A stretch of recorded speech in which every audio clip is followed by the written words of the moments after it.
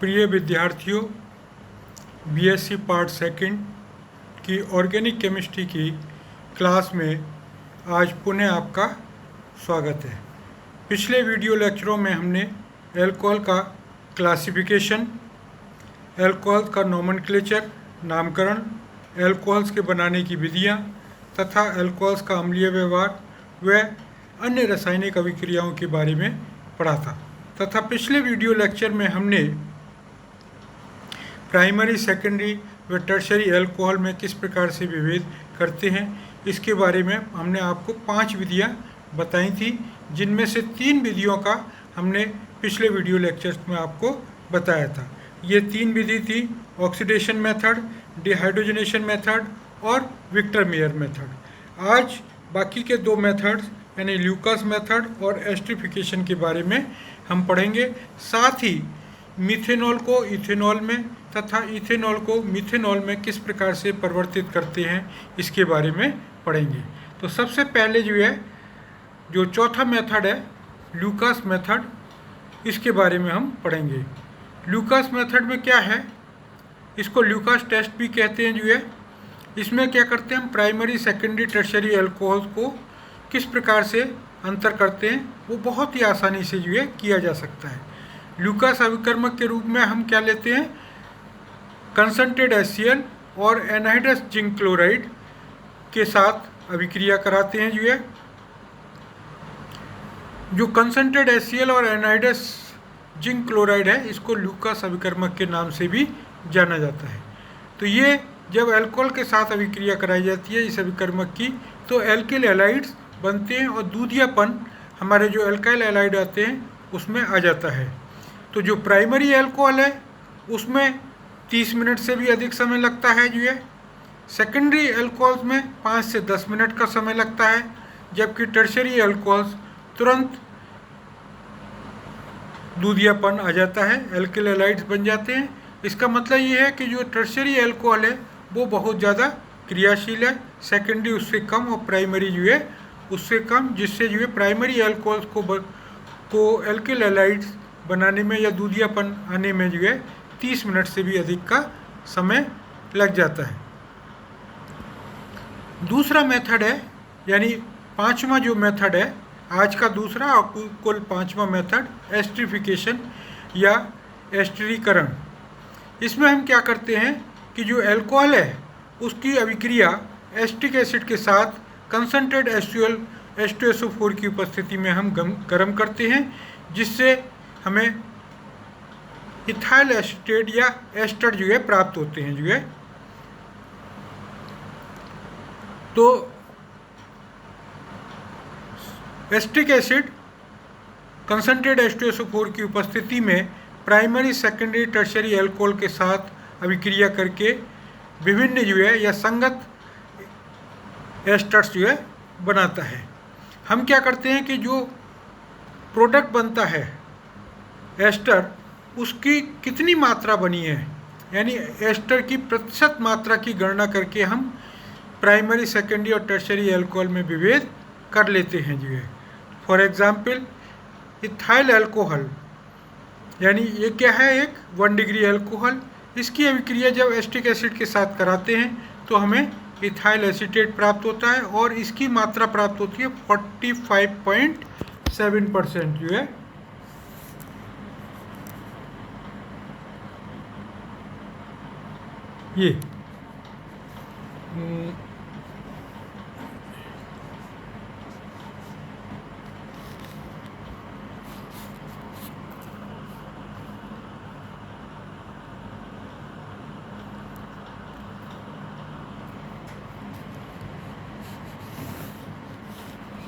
45.7%। इसी प्रकार जब हम एक सेकेंडरी अल्कोहल यानी आइसोप्रोपाइल अल्कोहल की अभिक्रिया एस्टिक एसिड के साथ कराते हैं तो हमें आइसोप्रोपाइल एसीटेट प्राप्त होता है और इसकी मात्रा होती है 5.4%। यानी प्राइमरी अल्कोहल के साथ काफ़ी अधिक मात्रा में बनता है एस्टर, सेकेंडरी अल्कोहल के साथ कम, जबकि टर्शरी अल्कोहल के साथ और भी कम। टर्शरी अल्कोहल के रूप में हम लेते हैं टर्शरी ब्यूटाइल अल्कोहल। इसकी अभिक्रिया एस्टिक एसिड के साथ कंसनट्रेट सल्फ्यूरिक अम्ल की उपस्थिति में जो है अभिक्रिया कराते हैं तो हमें टर्शरी ब्यूटाइल एसीटेट प्राप्त होता है, जिसकी मात्रा केवल 1.4% बनती है। तो इस प्रकार से हम प्राइमरी, सेकेंडरी, टर्शरी एल्कोहल्स को जो है में अंतर कर सकते हैं जो है। तो हमने इस प्रकार से 5 मेथड बताए, पिछले टर्म पे जो है oxidation method, dehydrogenation method, Victor Meyer method, और आज हमने जो है आपको ल्यूकास मेथड और एस्टरिफिकेशन मेथड बताया। बहुत ही इजी मेथड हैं जो है, अक्सर पूछे जाते हैं जो है। अब जो नेक्स्ट है हमारा इंटर कन्वर्जन ऑफ एल्कोहल, यानी जो लोअर एल्कोहल हैं उनको हायर एल्कोहल्स में और हायर एल्कोहल हैं उनको लोअर एल्कोहल्स में। तो लोअर एल्कोहल्स के रूप में हम यहाँ पे मीथेनॉल लेते हैं। ये मीथेनॉल को इथेनॉल में किस प्रकार से परिवर्तित कर सकते हैं। तो सबसे पहले मीथेनॉल की अभिक्रिया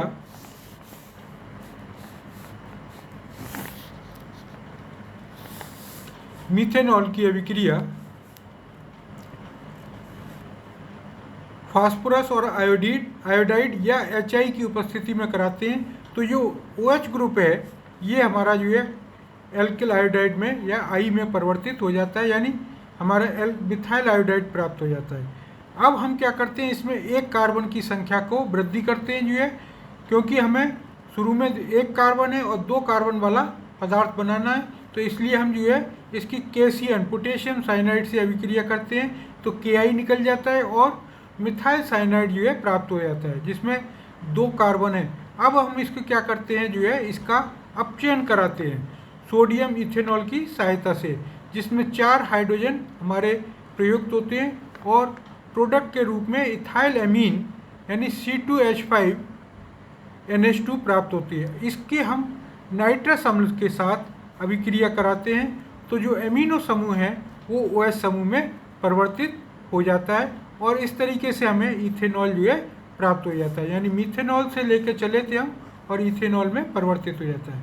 इसका एक और मेथड है जिसमें पहले 2 स्टेप तो सेम है, यानी मीथेनॉल की अभिक्रिया फास्फोरस और आयोडाइड के साथ कराते हैं तो मिथाइल आयोडाइड बनता है, और फिर उसकी अभिक्रिया KCN के साथ कराते हैं तो मिथाइल साइनाइड प्राप्त होता है।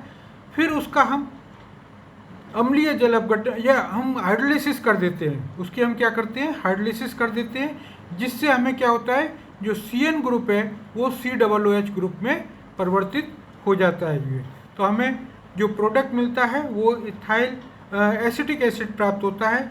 इसका हम रिडक्शन कराते हैं तो हमें जो CO ग्रुप है वो डायरेक्टली CH2 ग्रुप में परिवर्तित हो जाता है जो है।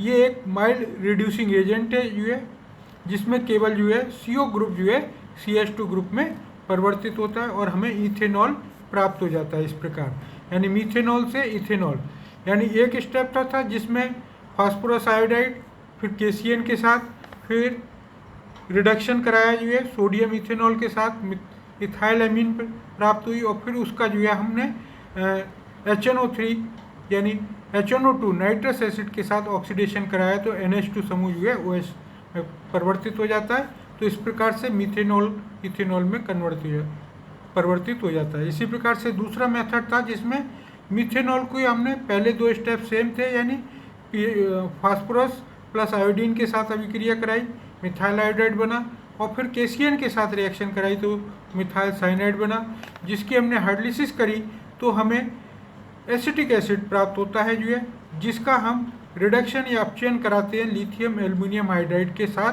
तो CO ग्रुप जो एसिटिक एसिड का CO ग्रुप है वो CH2 समूह में परिवर्तित हो जाता है। इस प्रकार से हमें इथेनॉल प्राप्त हो जाता है। दूसरा मेथड है जो है, यानी दूसरा कन्वर्जन है higher alcohol into lower alcohol, यानी conversion of higher alcohol into lower alcohol. Higher alcohol में हमने यहाँ पे लिया है मीथेनॉल को इथेनॉल में किस प्रकार से परिवर्तित करेंगे। इसमें हम क्या करेंगे कि एक कार्बन जो है कम करना है हमें, तो ऐसी संख्या के लिए हम क्या करते हैं जो है सोडा लाइम के साथ अभिक्रिया कराते हैं, जिससे क्या होता है कि एक कार्बन जो है कैल्शियम कार्बोनेट के रूप में निकल जाता है। तो यहाँ सबसे पहले हम अभिक्रिया इथेनॉल की कराते हैं जो है,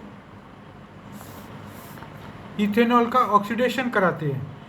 अम्लीय पोटेशियम डाइक्रोमेट के साथ जो है K2Cr2O7 और H+ यानी अम्लीय के रूप में, जिससे इसका ऑक्सीडेशन हो जाता है। इथेनॉल जो है एस्टिक एसिड इथेनॉल जो है हमारा एस्टल्डिहाइड में परिवर्तित हो जाता है। इसका 2 स्टेप में ऑक्सीडेशन होता है। फर्दर इसका ऑक्सीडेशन होकर जो है हमारा एस्टिक एसिड प्राप्त होता है, जिसकी हम सोडियम हाइड्रोक्साइड के साथ अभिक्रिया कराने पर जो है हमें sodium salt of acetic acid अर्थात सोडियम एसीटेट प्राप्त होता है। अब हम क्या करते हैं कि इसमें से एक कार्बन हम कम करेंगे जो है, तो कम करने के लिए सोडा लाइम क्या होता है? कैल्शियम ऑक्साइड और NaOH का मिश्रण जो होता है, जिसको हम सोडा लाइम कहते हैं। इससे क्या प्राप्त होगा? हमें एल्केन यानी मीथेन प्राप्त होगी। और इस मीथेन की अभिक्रिया का मीथेन का क्लोरीनेशन करा देते हैं तो हमें मिथाइल क्लोराइड प्राप्त होता है, और जिसकी एक्वस QH के साथ अभिक्रिया कराने पर हमें मीथेनॉल प्राप्त हो जाता है। तो इस प्रकार से जो है इथेनॉल जो है मीथेनॉल में परिवर्तित हो जाता है। सबसे पहले अभिक्रिया का जो इथेनॉल का ऑक्सीडेशन कराते हैं, फिर हमें NaOH के साथ अभिक्रिया कराते हैं, फिर सोडा लाइम के साथ कराते हैं। सोडा लाइम के साथ कराने पर हमें एक कम कार्बन वाला एल्केन प्राप्त होता है, जिसका क्लोरीनेशन कराते हैं, और फिर जो है एक्वस QH के साथ अभिक्रिया कराते हैं तो जो हमें मीथेनॉल प्राप्त हो जाता है।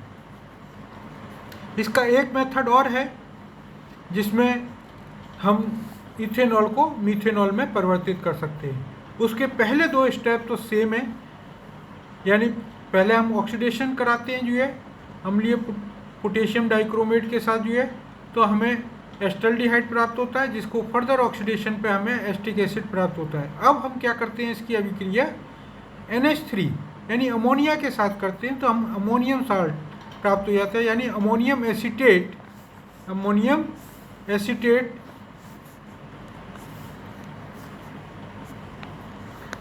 एसीटेट प्राप्त होता है जो है।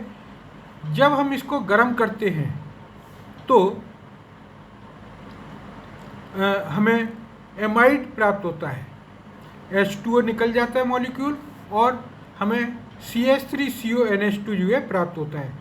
जब हम CH3CONH2 की अभिक्रिया ब्रोमीन के साथ QH की उपस्थिति में कराते हैं तो हमें मिथाइल अमीन प्राप्त होती है, यानी एक कम कार्बन वाला जो है यौगिक प्राप्त होता है मिथाइल अमीन के रूप में जो है, जिसकी अभिक्रिया NOCl यानी नाइट्रोसो क्लोराइड के साथ कराते हैं तो हमें मिथाइल क्लोराइड प्राप्त होता है, जिसकी अभिक्रिया एक्वस QH या NaOH के साथ करा देते हैं तो हमें मीथेनॉल प्राप्त हो जाता है। तो इस प्रकार ये सेकंड मेथड है जिसमें हम इथेनॉल को मीथेनॉल में कन्वर्ट कर सकते हैं जो है, यानी इसमें क्या करते हैं, सबसे पहले इसका ऑक्सीडेशन कराते हैं जिससे हमें जो है एस्टिक एसिड प्राप्त होता है, फिर उसकी अभिक्रिया अमोनिया से करा देते हैं, अमोनियम साल्ट प्राप्त होता है, जिसको गर्म करने पर -H2O निकल जाता है, और एसिटामाइड हमें प्राप्त होता है, जिसकी अभिक्रिया ब्रोमीन और QH के साथ कराते हैं तो हमें मिथाइल अमीन प्राप्त होता है, जिसकी अभिक्रिया NOCl नाइट्रोसो क्लोराइड के साथ कराते हैं तो मिथाइल क्लोराइड, और फिर उसकी मिथाइल क्लोराइड की अभिक्रिया एक्वस QH के साथ कराते हैं तो हमें जो है मीथेनॉल प्राप्त हो जाता है। तो इस प्रकार से ये कई बार पूछे जाते हैं जो आपके के how to convert ethanol to methanol या मीथेनॉल टू इथेनॉल। तो इस प्रकार से ये एल्कोहल्स की सभी अभिक्रियाएं और कन्वर्जन्स अपने कंप्लीट हो गए। आज के लिए